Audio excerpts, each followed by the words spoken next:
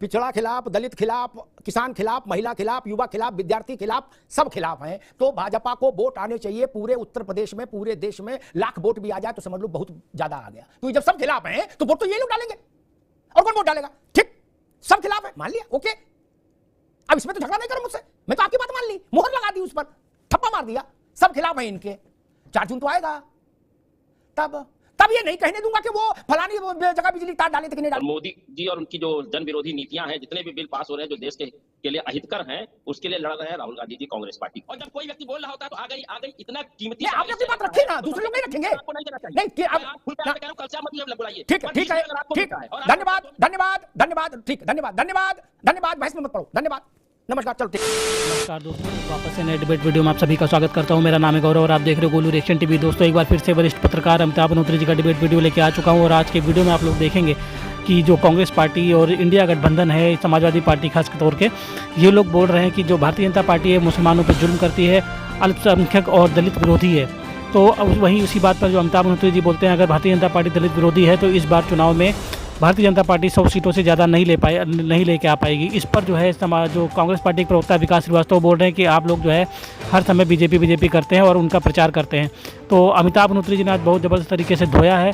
कांग्रेसी प्रवक्ता जो है डिबेट में धमकी दे रहे हैं कि भैया हम आपके डिबेट छोड़ के जा रहे हैं और दोबारा हमको डिबेट में मत बुलाइए। तो चलिए इस डिबेट को शुरू कर लेते हैं। चैनल पर पहली बार है, चैनल को सब्सक्राइब जरूर करिएगा दोस्तों।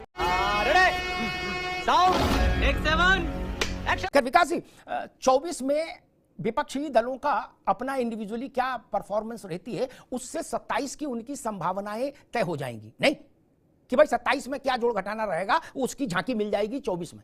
कोई वाजिब नहीं है, पर आप पूछ रहे हैं तो मैं आपको कुछ बातें स्पष्ट कर दूं। 2012 में समाजवादी पार्टी चुनाव जीती थी उत्तर प्रदेश में, और आज 2024 चल रहा है। 10 वर्ष तक भारतीय जनता पार्टी से नेट टू नेट सदन में अगर कोई फाइट कर रहा है वो समाजवादी पार्टी, और देश में कांग्रेस पार्टी 10 साल से रही है। और मोदी जी और उनकी जो जन विरोधी नीतियां हैं, जितने भी बिल पास हो रहे हैं जो देश के लिए अहितकर हैं, उसके लिए लड़ रहे हैं राहुल गांधी जी कांग्रेस पार्टी। तो आप ये नैरेटिव 2024 का जो चुनाव है, अगर टीवी पे बैठकर बोलूंगा तो आप कहेंगे कि ये चैनल पे तय नहीं होता है। चौथा चरण है, और इस वक्त आप 10 वर्ष तक भारतीय जनता पार्टी की सत्ता है और यशस्वी प्रधानमंत्री के नेतृत्व में बीजेपी काम कर रही है। इसके बाद भी सबसे ज्यादा चिंता आपके विश्लेषक हो, भाजपा के प्रवक्ता हो, स्वयं आप कंसल्टिंग एडिटर हो, अमिताभ जी हो, और इस देश के आपका जितना कन्नौज में उठेगा तूफान, अखिलेश का रण, काशी मोदी 400 वाला प्रण, मतलब 400 वाला जितना प्रण है उसको सबको प्रचारित करने का काम TV9 कर रहा है। ठीक है, और सारा देश देख रहा है। इस वक्त कौन खड़ा है समाजवादी पार्टी और राहुल गांधी के साथ, अखिलेश यादव के साथ? ठीक, आज हमें भरोसा किस पर है? देश के अल्पसंख्यकों पर, दलितों पर। बिल्कुल अच्छी बात, भरोसा रखिए, बिल्कुल भरोसा रखिए। ठीक है, ठीक है विकास, आगे बात भैया, विकास बाबू आगे बात, अच्छे से आगे। अब रुक जाओ, अनंत काल तक नहीं बोलोगे ना, आगे बात, अब रुक जाओ। आपका अतिवादा और अहंकार है कि आप अपनी बात कहने के लिए 15 मिनट पहले भी रखते हैं, और जब कोई व्यक्ति बोल रहा होता है तो आ गई इतना कीमती। आपने अपनी बात रखी ना, दूसरे लोग नहीं रखेंगे। आपको नहीं देना चाहिए। नहीं, कल से मत बुलाइए। ठीक है, ठीक है, ठीक, धन्यवाद, धन्यवाद, धन्यवाद, ठीक, धन्यवाद, धन्यवाद, धन्यवाद। बहस में मत पड़ो, धन्यवाद, नमस्कार, चलो ठीक। विजय राठी जी, प्रश्न वही, 24 में का लोकसभा चुनाव निपटेगा। समाजवादी पार्टी के लिए लोकसभा चुनाव से ज्यादा प्रतिष्ठा का विषय है विधानसभा का चुनाव, ठीक। बसपा और कांग्रेस इंडिविजुअली उत्तर प्रदेश में सरकार बनाने का चुनाव विधानसभा में लड़ रहे, वो घोषणा कर सकते हैं, लेकिन प्रैक्टिकली सब जानते हैं कि नहीं लड़ रहे कोई। लड़ना है समाजवादी पार्टी को। क्या 24 में जो नतीजा आएगा उसकी छाया 27 के, जब आप मुख्य चुनाव में उतरोगे, आपके लिए मुख्य चुनाव है 27, तो क्या उसकी छाया उस पर पड़ेगी, 24 की छाया 27 पर? विजय राठी। देखिए अमिताभ जी, वैसे मैं बता दूं, रिजल्ट बड़े चौंकाने वाले ही आएंगे जी। और जो भारतीय जनता पार्टी की हालत है, प्रधानमंत्री काम पर वोट नहीं मांग रहे, वो हिंदू और मुसलमान पे कर रहे हैं, उस पर वोट मांग रहे हैं। फिर भी मैं आपको बता दूं, ऐसे उदाहरण इस देश में है कि जैसे दिल्ली में आम आदमी पार्टी ने सरकार बनाई, लेकिन एमपी की सीट वो नहीं जीत पाई, एमपी की सीटें भाजपा चली गई। ऐसे कई उदाहरण है जिसमें जो स्टेट के इलेक्शन होते हैं अलग होते हैं और जो लोकसभा के वो अलग होते हैं। लेकिन फिर भी मैं बात यहां से शुरू करूं कि अभी जो भाजपा के प्रवक्ता था, उन्होंने एक बात बोली कि जो राष्ट्रीय मुखिया है हमारी पार्टी के, माननीय अखिलेश यादव जी, वो लोगों के बीच जा रहे धूल फाक रहे हैं। मैं इनको मुबारकबाद देता हूं कि जिंदगी में इनके नेता कभी लोगों के पास जाकर के धूल ना फाके और हम लोग लोगों के बीच में घूमते रहे। लेकिन आपसे मुझे उम्मीद थी कि अगर हम ये बात बोलते तो आप जरूर ये कहते कि राठी जी बताइए नेता क्यों नहीं जाएंगे लोगों के पास, लेकिन आपको उस पर जरूर बोलना चाहिए था। फिर भी आप हमारे आदरणीय, एक मिनट रुक जाओ, मेरे पर बोलोगे तो रुकना पड़ेगा, रुक जाओ, मेरी बात फिर से सुन लो, हमेशा के लिए नहीं ना, अभी चुनाव लंबा चलेगा, हमेशा के लिए सुन लो भाई, हमेशा के लिए समझ लो।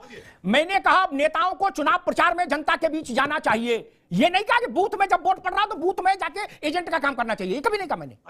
गजब बात करते हो यार। विपक्ष की आपको इतनी कभी नजर आती है, सत्ता की एक भी नहीं आती क्या? अब आपने ट्रैक चेंज कर रहे हो, अब ट्रैक चेंज करो अभी, ना ये मेरे साथ नहीं चलेगा, ना अब ट्रैक में चेंज करो, ट्रैक में चेंज करो, सीखते हैं, ट्रैक में चेंज करो, अपनी पार्टी का पक्ष रखो, ट्रैक में चेंज करो, समझ करो। अमिताभ जी, कन्नौज का चुनाव हम इसलिए जीतने जा रहे हैं जी, क्योंकि 2014-2019 में जो भारतीय जनता पार्टी पे विश्वास किया था तो एक खोखले निकले, इन्होंने चंदा ले लिया, धंधा दे दिया, इन्होंने युवाओं को फांसी पे लटका दिया, किसानों को मार दिया, इन्होंने किसानों को फसल का दाम नहीं दिया और आज देश को ऐसी जगह धकेल दिया कि जहां सिर्फ इन्हें एक वर्ड याद है, मंगलसूत्र, मुसलमान मुसलमान मुसलमान। ये रोजगार पे बात नहीं करते, ये किसी भी ऐसी चीज पे, वुमेन एम्पावरमेंट पे बात नहीं करते, ये दलित और पिछड़ा विरोधी है। और सुब्रतो पाठक की अगर मैं बात करूं तो उनकी अगर आप वीडियो देखेंगे, तमाम किस्से देखेंगे, दलित अधिकारी को धमकाना, अपशब्द यूज करना, ये वो लोग हैं जो पिछड़ा दलित विरोधी तो है ही, जो अगड़े भी हैं और जो इनके सताए हुए हैं उनके भी विरोधी हैं, ये मानवता के विरोधी हैं। ये चाहते हैं कि पिछड़ा दलित को किसी तरीके से धकेल दिया जाए, मरवा दिया जाए, कटवा दिया जाए। ये वो लोग हैं, जनता अब परेशान हो चुकी है। ठीक है विजय, आप रुकना होगा, अब आपको रुकना होगा, आपको रुकना होगा, आगे सारी बात आ गई, काफी आ गई, बहुत ज्यादा आ गई, रुकना होगा। इसमें किसी बहस की गुंजाइश नहीं, जिसके खिलाफ दलित और पिछड़े हों देश में, वो चुंगी से लेके लोकसभा तक कोई चुनाव नहीं जीत सकता, कोई तुर्रमखा हो। विजय राठी, आपके ध्यानार्थ निवेदन कर रहा हूं, जिसके खिलाफ देश में पिछड़े और दलित हों, वो कोई माई का लाल कितना भी बड़ा नेता हो, चुंगी के चुनाव से लेके, अरे रुक जाओ भाई, सांसदीय तक का चुनाव नहीं जीत सकता कभी, समझ गए? अगर जीत रहा है तो इसका मतलब पिछड़ा और दलित उसको वोट दे रहा है, ये बात दिमाग में बैठा लो, अच्छा है, ठीक है ना, ये तथ्य दिमाग में बैठा लो, बोलने से नहीं होगा ना मित्र। इस देश में पिछड़े और दलित की आबादी जोड़ दीजिए, उनके बिना समर्थन के कोई जीत सकता है, एमएलए बन सकता है, कोई नगर पालिका में जीत सकता है, कोई एमपी बन सकता है, नहीं तो जो बन रहे हैं इसका मतलब उनको पिछड़े और दलितों का समर्थन मिल रहा है, ये बात मान लीजिए, उतना ही अच्छा है। परिपक्व राजनेताओं को ये सबक सीखना चाहिए। खैर ठीक है, आलोक वर्मा जी, समाजवादी पार्टी कह रही है कि आपने नौजवानों को फांसी पर चढ़ा दिया, किसानों को फांसी पर चढ़ा दिया, दलितों का उत्पीड़न किया, पिछड़ों का उत्पीड़न किया, तो इस हिसाब से मेरे ख्याल से फिर तो आपको एक भी सीट नहीं मिलनी चाहिए, क्योंकि जिसके खिलाफ नौजवान, किसान, दलित और पिछड़े हो, वो इस देश में चुंगी की एक सीट भी नहीं जीत सकता, लोकसभा छोड़िए। आलोक वर्मा, और यह घोषित कर दिया इन्होंने, स्टैंप लगा दी कि पिछड़े, दलित, किसान, नौजवान आपके खिलाफ हैं। नहीं, पूरी तरीके से मैं सहमत हूँ कि अगर सब हमारे खिलाफ होते तो 2014 के बाद से 10 साल हो गया, संसदीय इलेक्शन के 10 साल हो गए, मोदी जी 10 साल से प्रधानमंत्री, योगी जी जो है 35-36 साल बाद दूसरी बार मुख्यमंत्री बने, 35-36 साल बाद ये करिश्मा हुआ, 7 साल से योगी जी मुख्यमंत्री है। तो अगर हमने नौजवानों के लिए काम ना किया होता, हमने किसानों के लिए काम ना किया होता, हमने महिलाओं के लिए काम ना किया होता, हमने जाति में, हमने धर्म में किसी को बांटा नहीं, हमने कहा कि सबका साथ, सबका विकास, सबका विश्वास। श्रीवास्तव, वही प्रश्न मेरा, कोई भी पार्टी हो, उसका नाम कोई हो, कोई नेता हो देश में, पिछड़े और दलित जिसके पक्ष में नहीं होंगे वो चुनाव नहीं जीत सकता, ना गाजियाबाद में ना गाजीपुर में। इस बात से सहमत है कि नहीं? और अगर चुनाव जीत रहा है तो ये फिर एनालिसिस फर्जी हो जाती है कि दलित और पिछड़े खिलाफ है। दलित और पिछड़ों के सक्रिय समर्थन के बिना कोई लोकसभा, विधानसभा नहीं पहुंच सकता, कोई पार्टी सरकार में नहीं आ सकती। विकास श्रीवास्तव, मोदी सरकार के 10 वर्षीय कार्यकाल में एनसीआरबी के आंकड़े और सरकार के मंत्रियों ने स्वयं स्वीकार किया है कि पूरे देश में दलितों पर उत्पीड़न, दलितों का, पिछड़ों का जो उत्पीड़न है वो 4 गुना बढ़ा है। आजादी की बात का सबसे बड़ा रिकॉर्ड है। दूसरा, रोहिणी आयोग हो, चाहे वो जस्टिस राघवेंद्र कमेटी की 400 पन्ने की रिपोर्ट हो, पिछड़ों को जो संवैधानिक अधिकार मिलने की समीक्षा थी, सर्वेक्षण था, उसका खड़ा विरोध किया भारतीय जनता पार्टी ने। लगातार अति पिछड़े दलितों के स्वाभिमान सम्मान के साथ कुठाराघात हो रहा है, चाहे बहन बेटियां हो, चाहे युवा हो, चाहे वो बुजुर्ग हो, और उनके भविष्य की जितनी भी योजनाएं हैं उसमें छतंद किया गया है। 80 करोड़ लोगों को केवल उनके स्वाभिमान सम्मान और संवैधानिक अधिकारों को छीनने के बाद केवल 5 किलो राशन की हैसियत में उनका रिकॉर्ड स्थापित करने का काम किया। वैश्विक स्तर पर भारत के दलितों और पिछड़ों का जितना अपमान मोदी सरकार ने किया आज तक नहीं है। इसलिए जिन लोगों ने इनको थोड़ा सा भी आशीर्वाद दिया था 2019 में, इनके झूठ, इनके जुमलों पे, बड़े बड़े नारों और होर्डिंग पर, प्रधानमंत्री के जो वक्तव्य थे उस पर जो प्रभावित हुए थे, उन्होंने अपने इन पिछले 10 वर्ष के शासनकाल में पूरी तरह से नकार दिया है। न कभी दलित इनके साथ था, ना ठीक है विकास, अब रुकना होगा आगे बात, अब रुकना होगा। मैं तो भाई कम पढ़ा लिखा आदमी, बुनियादी बात कहूंगा, 4 तारीख को भी हम भी यहीं, आप भी यहीं, क्या मैं लंबी चौड़ी कहानी में पढ़ता ही नहीं, मैं स्वयं पितरौदा थोड़ी ना हूं, मैं सामान्य व्यक्ति हूं। पिछड़ा खिलाफ, दलित खिलाफ, किसान खिलाफ, महिला खिलाफ, युवा खिलाफ, विद्यार्थी खिलाफ, सब खिलाफ हैं। तो भाजपा को वोट आने चाहिए पूरे उत्तर प्रदेश में, पूरे देश में। लाख वोट भी आ जाए तो समझ लो बहुत ज्यादा आ गया, क्योंकि जब सब खिलाफ हैं तो वोट तो ये लोग डालेंगे, और कौन वोट डालेगा? ठीक, सब खिलाफ है, मान लिया, ओके। अब इसमें तो झगड़ा नहीं करो मुझसे, मैं तो आपकी बात मान ली, मुहर लगा दी उस पर, ठप्पा मार दिया, सब खिलाफ है इनके। 4 जून तो आएगा,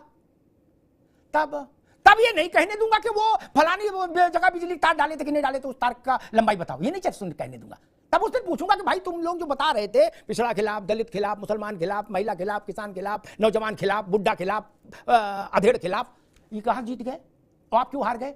और एक बात फिर कहूं, विजय राठी के लिए नहीं, समाजवादी पार्टी के लिए। विजय राठी ज्यादा उत्साही है, मेरी बात लिख लेना मित्र, आजकल नेता सब लिख के गारंटी दे रहे हैं ना, थोड़ी बहुत हम भी लिख के दे दें। 24 में अगर ठीक ठाक प्रदर्शन नहीं रहा तो 27 में समाजवादी पार्टी अपने जीवन के सबसे बड़े संकट से दो चार होगी। मैं फिर कह दूं, कांग्रेस मुक्त है, उन्मुक्त है, क्या उस पर कोई संकट नहीं आने वाला? और क्या संकट आएगा? जितना आना था आ लिया। उन्मुक्त है, मुक्त है, विधेय है, वीतरागी है, कोई फर्क नहीं पड़ रहा उस पर। क्या फर्क पड़ रहा? उसको कौन सा 27 में चुनाव लड़ना, सरकार बनानी है? नहीं ना, लेकिन अखिलेश यादव को तो लड़ना होगा ना चुनाव। तब ये नहीं चलेगा पिछड़ा खिलाफ, दलित खिलाफ, किसान खिलाफ, महिला खिलाफ ना। तब कितना हो जाएगा, फिर जब जोड़ लो। अब विजय राठी काय को एनर्जी खराब कर रहे हो? मेरे साथ इतने समय से बैठ रहे हो, फिर भी तरीका नहीं सीख रहे हो यार। 17, 19, 22, 24 4 चुनावों के बाद आप 27 में इंटर करेंगे, ये जान लीजिए। फिर विकल्प नहीं बचेंगे ना मंच पर बोलने के लिए कि सब इनके खिलाफ है, इन्होंने देश बर्बाद कर दिया। नहीं, और कर दिया होगा तो आपकी बल्ले बल्ले हो जाएगी, ये जमीन पर होंगे भाजपा वाले। 80 सीट आप जीतोगे, 80 चलो ना जीतो, कांग्रेस की छोड़ो, आप अपनी तो 63 जीतोगे। लेकिन अगर नहीं जीते तब फिर आपके कहे का माना जाएगा कि ये इसमें वजन नहीं है, ये सामान्य बातें हैं, बस यूं ही बोलने के लिए बोल दी गई, इनके पीछे कोई प्रतिबद्धता नहीं, कोई सच्चाई नहीं। जान लीजिए, मजा आया। खत्म, bye bye, tata, good bye, गया।